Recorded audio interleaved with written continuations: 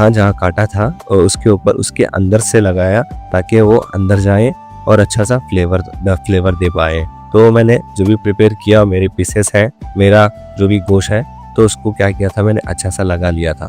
लगाने के बाद मैंने उसके मैरिनेट करने के लिए उसको दे दिया था, वक्त दे दिया था 1 घंटा या आधा घंटा। अब चाहे तो रात भर रख सकते हो तो अच्छा है।